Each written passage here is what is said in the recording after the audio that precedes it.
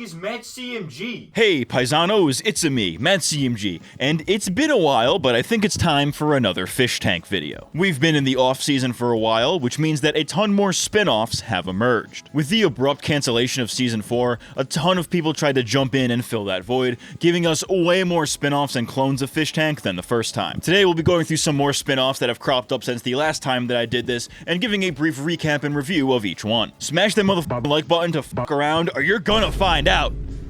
And let's get into it. Damn, that's a cold-ass honky. The first spin-off to happen since the last spin-offs video is actually a spin-off of a spin-off. In the aftermath of Stream Stars 2, some of the Stream Stars decided to come together for a boxing event. On May 31st into June 1st of 2025, Kalkalaka, King Doctor, and Aperture, some names that you should keep in mind for a later spin-off that we're going to talk about, hosted Knocked Offline, a boxing event in which the Stream Stars would fight each other. This was streamed live to Kick, but as far as I'm aware, was also an actual live event. Like, you could buy a ticket to this and go to it live if you wanted to. Now, to be fair, I have not seen every fight on the card, I've only seen a few, but if you were at all a fan of the Stream Stars thing, if you were at all plugged into the larger Fish Tank community, then some of these might sound appealing to you. Jackoff versus Frazzle Drip, Stone Fox versus Clegg, Vecman versus Sharp Fart. I think the Foot Lettuce guy was on one of these fights. RIP, rest in peace to the Foot Lettuce guy. If you did not watch Stream Stars at all, then nothing I just said made any sense to you. While Knocked Offline was not necessarily a proper spin-off in the traditional sense, I felt that it was worth mentioning because, one, it was a big gathering of the Fish Tank community, kind of this little subculture in the Fish Tank ecosystem, and two, because this would not be the only time that the Stream Stars would come together. Come together right now. I am gay. But now, let's get into the post-Season 4 era. In the aftermath of Season 4's sudden end, the Fish Tank site was then opened to the fish, for what was essentially Stream Stars 3, otherwise known as Magic Stars. If you have seen the previous iterations of Stream Stars, then you pretty much knew what to expect here. Former fish and freeloaders streaming to the site from home and doing pretty much whatever. The early days of this consisted of Rachel from Season 4 streaming from her bedroom with guest appearances by Freddy and Betty, the Season 1 freeloader for those who do not remember. Alex B was getting into some beef with Ricky Berwick and Arye, and Bert was doing Bert Tank, which from what I understand was Bert streaming 24/7 from his apartment with occasional guest appearances from other Fish Tank characters like Letty, Frank Hassel, and apparently even a prostitute at one point. It's a shame Bert's gay, because I don't think he was not all up in that. Other fish would stream there as well, such as Jimmy, Taylor, Binks, Mizzy, Seth, and Angelina. It was a real who's who of the Fish Tank verse. The Magic Stars could also create their own custom fish toys, which viewers could then buy, which would force them to do things, though most of the time it was for simple shit like song requests and shit like that. I don't know, I feel like it's kind of a waste of the concept, but sure. Yeah, cool, I like the idea. However, the big thing about Magic Stars is that this is where a lot of drama went down. Seth was being urged by Mints on production to call out other fish and create content. Alex B was undergoing a prolonged crash out, as he tends to do, for what I assume was problems with his wife, gee who'da thought, and he took that out on Bert, Arye, and Ricky. Freddy spazzed on Bert's stream and got the cops called to his apartment, and in a separate instance would physically assault Betty. Shit got pretty crazy in the Magic Stars arc. And what the fuck, Freddy? I thought you were cool, bro. I was ready to fuck around and find out, but now you hit women? Gay. Now, that all being said, off-season Fish Tank drama is often very uninteresting to me. It is the gayest part of a gay show, so a lot of Magic Stars just wasn't really hitting for me. Especially because there were things that were much more interesting going on the site at the exact same time, which we will talk about shortly. Ooh, foreshadowing. Ooh, gay. But since we are going in chronological order, we're gonna have to go off-site for a bit and come back later. Next spin-off.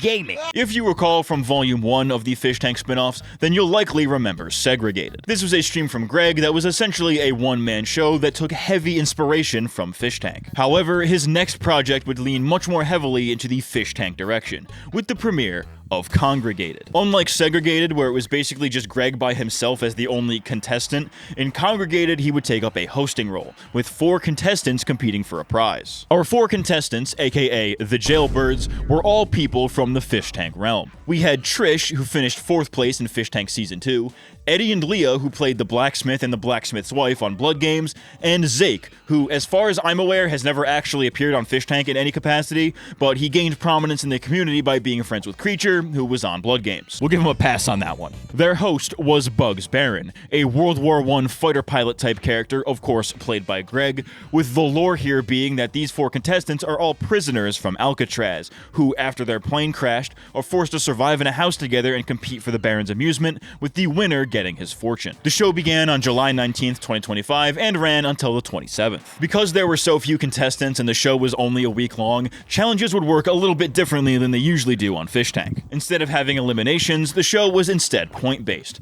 where winning a challenge would grant you points, with whoever had the most points by the end of the show being declared the winner. The cast dynamic here is also very different than it is on Fishtank. On Fishtank, as well as many other reality shows, it is frowned upon to have the contestants know each other beforehand, as it could often lead to an unfair advantage. On conGREGated, the contestants were all familiar with each other to at least some degree before the show, so the dynamic was a lot less hostile than we're used to. On Fishtank, it is a kill or be killed type environment, but here on conGREGated, it was more of a chill vibe. There was still that competitive aspect, and they were all kind of competing to win, but it was never mean-spirited like it is on Fishtank. As far as the actual day-to-day events of the show went, it was basically like segregated, but on crack. The jailbirds would undergo challenges, they would be subject to paid requests from the audience, and otherwise would just be chilling out and having a good time. There was a lot of karaoke and cream pies, let me tell you. Some notable bits from throughout the show consisted of Chat shipping Trish with Morgan, who was one of Greg's production guys, duct taping the jailbirds' hands together while Trish was absolutely hammered, the Color Crew donation goal, an old-timey Great Gatsby dinner,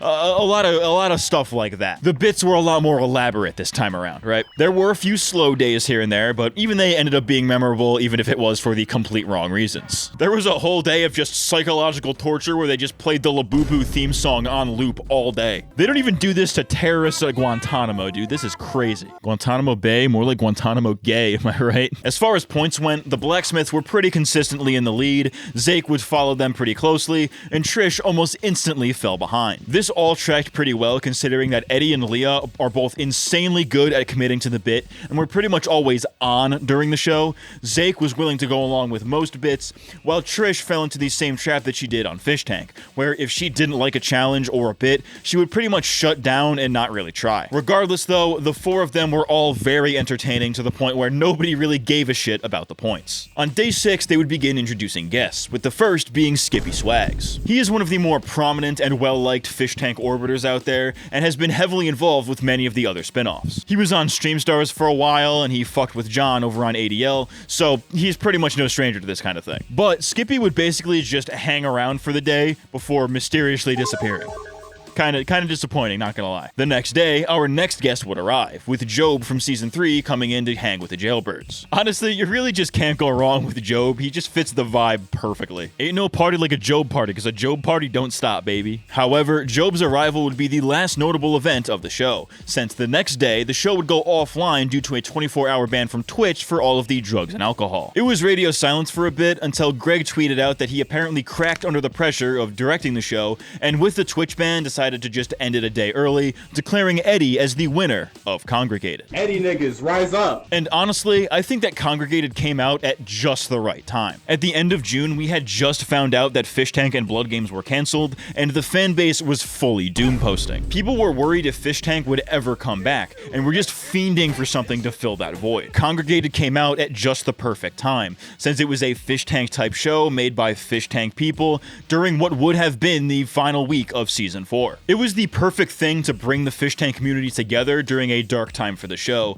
and while there were a ton of other clones and spin-offs to arise during this time, this was the only one that didn't feel rushed out the door, to compete, right? conGREGated came out at a time where Fishtank fans needed something, and even though they didn't get to properly finish it, I still think they did a pretty damn good job. Shut the fuck up! Oh, shit! Now, I'm not sure whether to consider this one a spin-off, since it's more of a clone, but it has some Fishtank connections to it that I think makes it count. You'll see in a minute. El Estanque, which translates to the pond, was essentially just Mexican Fishtank. Well, technically it's El Salvadorian, but You get the idea. Bunch of Hispanics locked in a house together, last person standing after 31 days wins. The show went live on July 11th, 2025 with 9 contestants, aka the Frogs, consisting of Jeff, Ishmael, Joshua, Sarah, Maria, Phoenix, Benji, Beto, Geodead, and Canelo. The last one's not a frog. He's actually the dog. What the dog doing? Also, I probably butchered all of those names.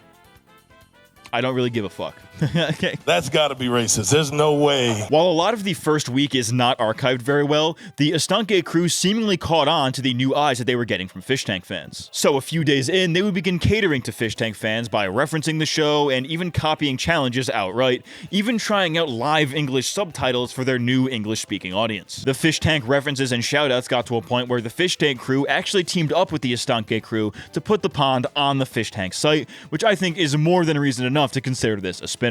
Mexican fish tank is officially canon. These white people are trying to kill me. These white people are trying to kill me. Now, if I'm being completely honest with you, I did not watch a whole lot of this one because, one, I don't speak Spanish, and even the subtitles weren't very particularly helpful because they didn't really work all that well. And two, I was also busy keeping track at a bunch of the other spin-offs that were going on at the exact same time as this one, so a lot of this one slipped by me. But some of the highlights would still pop up on my Twitter feed every so often, so we'll just go over a few of those.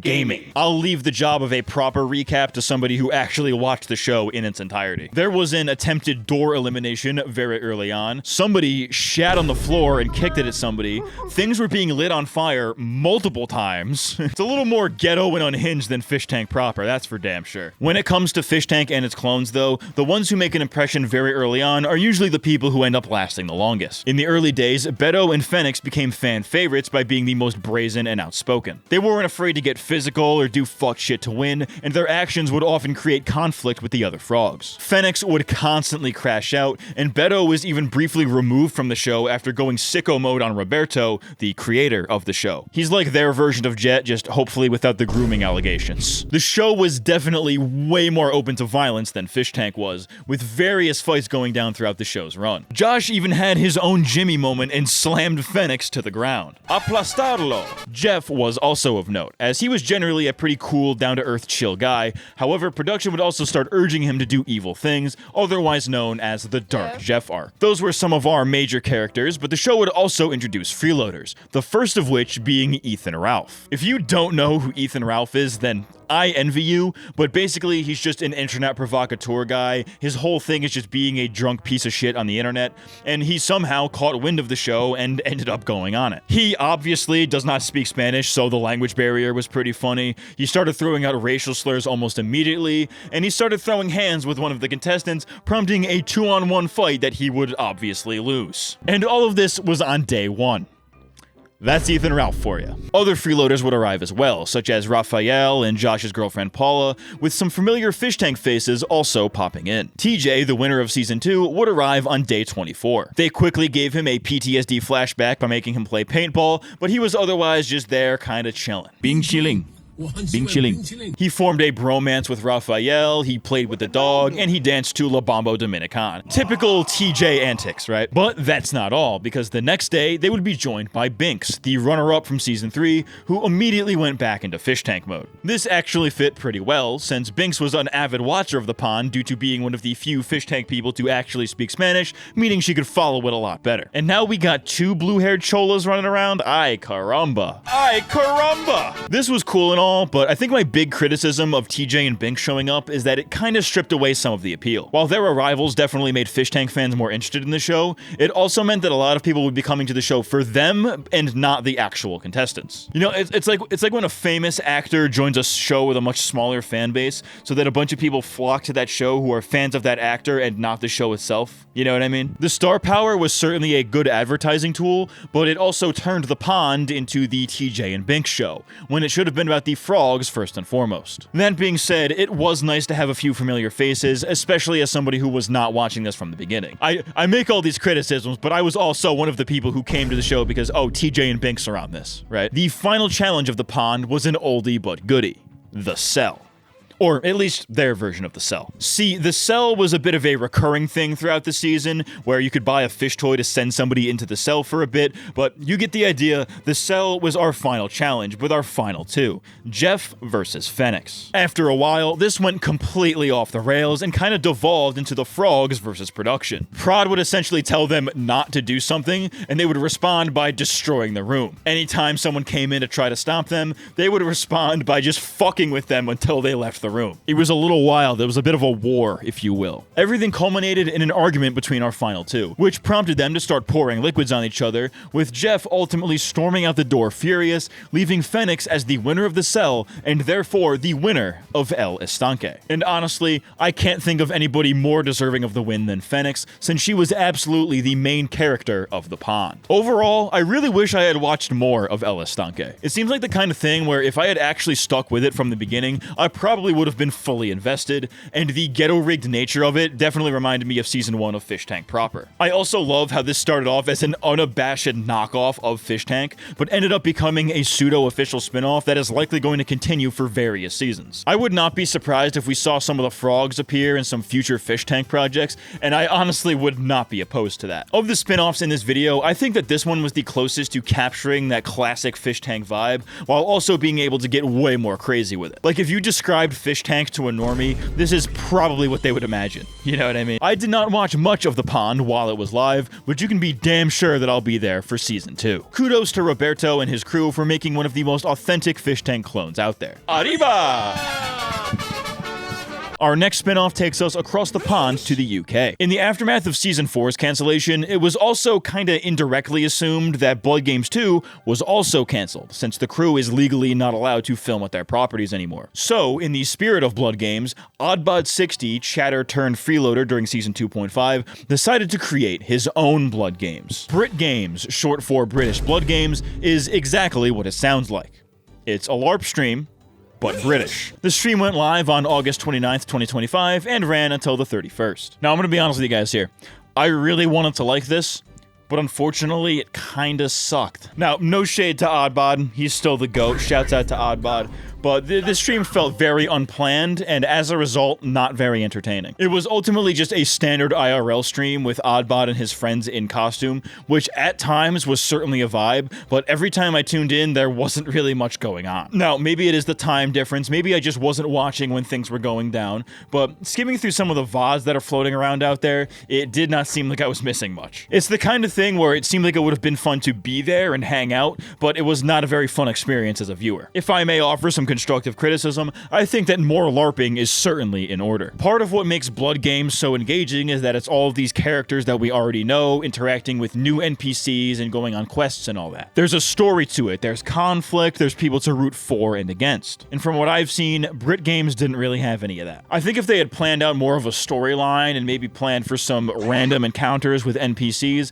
then I think this could have turned out a lot better. I also think this is something that should have been hosted on the Fish Tank site, since the viewers being able to interact with the Brits would have greatly enhanced the show. Overall, I'd say that BritGames is pretty low on the spin-off tier list that I just invented, but I do think it is a great basis for a spin-off. While most of the other spin-offs were trying to do regular Fish Tank, Oddbod was trying to do BritGames, and there's really not a whole lot like BritGames out there. Gets points for uniqueness. I don't really have much else to say about it, but I did want to highlight it here because I think there is definitely a market for BritGames-esque content, and kudos to Oddbod and his crew for even going for it in the first place. Still more watchable than ADL. Moving on, our next spin-off is actually a sequel to another spin-off that I mentioned in Volume 1 with Sardine Tin. In case you're unaware, Sardine Tin was a stream hosted by Aperture during the StreamStars 2 era. It wasn't really a competition as far as I'm aware, it was mostly just Fish Tank fans hanging out and creating content. I think the most notable event from this was Alex B's appearance because he's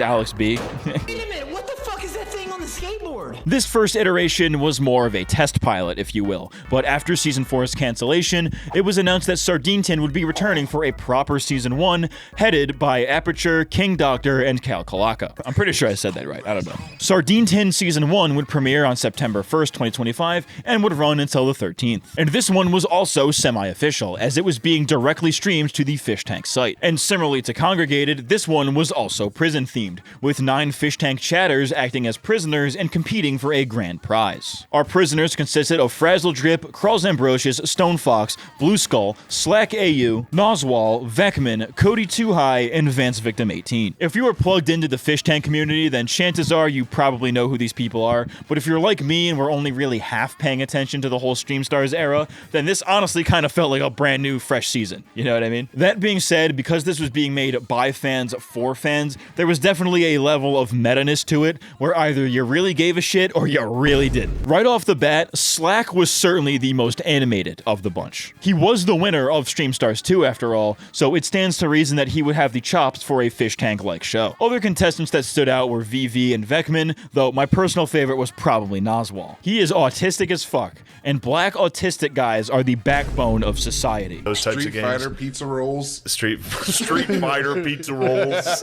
By the end of day one, we would already have our first elimination, with Cross voluntarily leaving the show due to not being able to handle the cigarette smoke. Bro would not last a minute in the Season 2 house. This introduced a stipulation, which is that when somebody is eliminated, they have the opportunity to come back as a guard. And in Cross's case, he did not become a guard, at least not at first. He did come back as a guard later, but not at first. He officially just left straight up at the time. But because he was eliminated so early, they decided to bring in his replacement. On day 3, we were already getting cameos, with Angelina from Season 4 joining as a guard, with her first job being to perform intake for our new prisoner, Sharp Fart. The lore here is that Sharp Fart is a bit of a lol cow in the fish tank community, where he was a massive simp for Angie during Season 4 and plenty of other girls in the previous seasons, and he's just in general really weird with women, right? Like, he definitely is a weird simp, but I think he amps up how pathetic he really is, you know what I'm saying? Anyways, Sharp Fart was now in the game as Cross's replacement, and Angie would spend the rest of the day interrogating and verbally abusing him and the other prisoners, and would hang around for a few days as a guard. My opinion on cameos here is pretty much the same as it was during Estanque,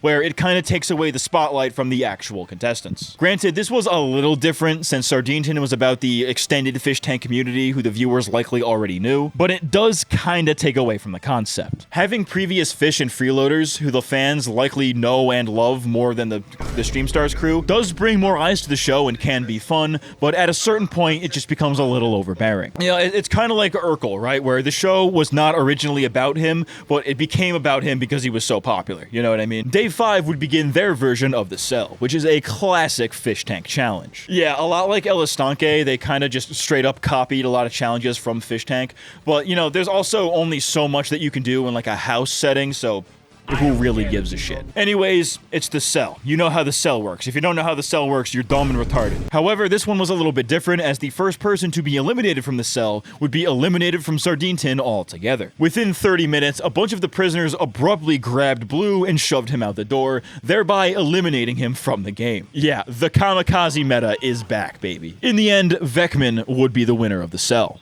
Keep this in mind. Honestly, I do think it was really fucked up what they did to Blue. I honestly felt really bad there, but hey, that's the game, baby. That's the game, baby. Giggity goo. Did I fucking destroyed my throat? The next day, Arye from Season 4 would arrive as a freeloader, and after a day of basically nothing, we would start another challenge. On day 7, the dancing challenge would begin, where the last person left dancing would win. However, this also came with a stipulation, which is that only a few of the prisoners were up for elimination. Arye was made to choose his 3 least favorite contestants, which were Noswal, Frazzle, and Stone Fox, and only those 3 would be up for elimination. So, even though Sharp Fart was the first to stop dancing, probably because he had a diabetic seizure that morning, he was not eliminated. The Shake Fart Challenge begins now.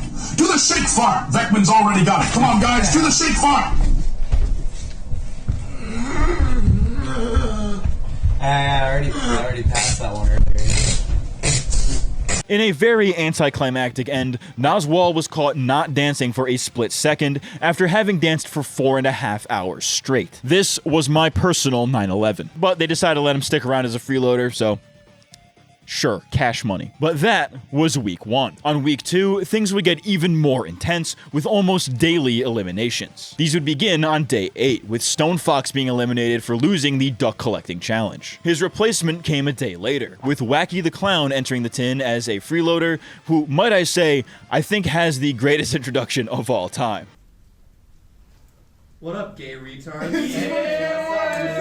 But about an hour or so later, another freeloader would enter as well, with Jimmy from Season 2 entering the tin. The prisoners would box for the night and then chill for another day or so. On day 11, Jimmy was removed for making a bomb, and Frazzle was eliminated by Vekman destroying his watermelon wife. Vekman's actions here kinda turned him into the villain, since Slack, VV, and the freeloaders all thought it was fucked up how they eliminated Frazzle like that. This was all made even worse when Slack was abruptly eliminated for kicking a hole in the wall, which pissed off literally everybody, contestants and audience alike, since Slack was kind of the golden child of the show and everybody was kind of expecting him to win. Slack being eliminated for something so trivial while Vekman gets to walk free as a villain just did not sit right with anybody, and tensions were certainly rising. However, this was all just a part of Slack's hell day. It was all just a bit, and he was not eliminated after all. It was down to our final three, Vekman, VV, and Slack, with their final challenge being the cell, except this time it's in solitary and starting right now. This is the second time the cell has been the final challenge of one of these spinoffs, by the way. 3 dudes with various levels of beef, full bladders, and 0 preparation locked in a 4-foot room. What could possibly go wrong? The first to leave was Vekman, who after eating a raw onion during the salad challenge,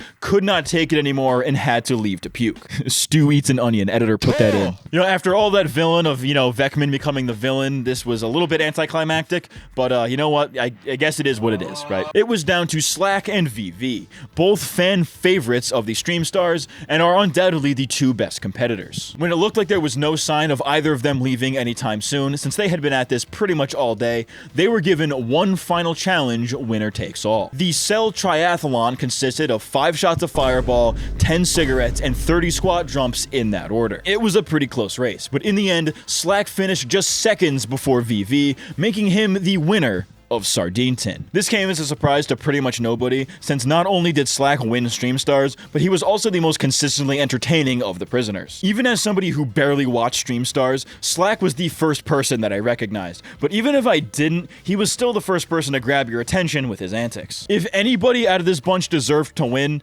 it was Slack. Overall, Sardine Tin was certainly the most professional of this round of spin-offs. It had a noticeably higher production value than many of the other spin-offs in this video, yet it also still had that ghetto fish tank energy. Like, Estanque was ghetto, but it was a little bit too ghetto, if you know what I mean. And while conGREGated had a similar level of production value, it still lacked that hardcore competition element. Sardine Tin was truly by the fans, for the fans, and is probably the closest that any of these spin-offs have ever gotten to properly emulating Fish Tank. It took me a while to really get into it, since I only had a passing familiarity with many of the Stream Stars, but I ended up really enjoying it, and am definitely excited for Season 2.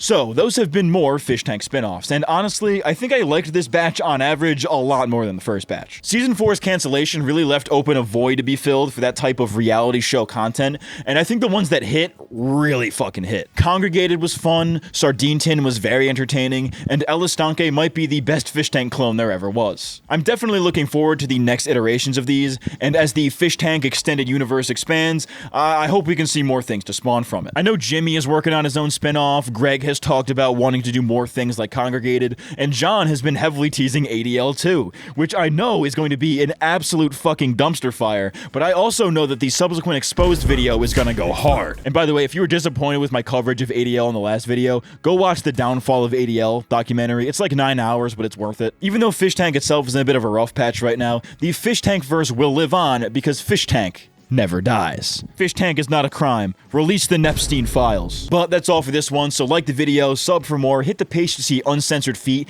and an extended cut of this video with an extra very obscure spinoff. I have been MattCMG, and I'll see you next time. Thanks for watching. Eddie niggas, rise up! Wake up! Wake up! Wake up! This is the Twin Towers! Up here! Oh! Fuck! Oh God! Can't confirm any of this. Plane may have hit one of the two. But again, here. Let's get some pussy tonight.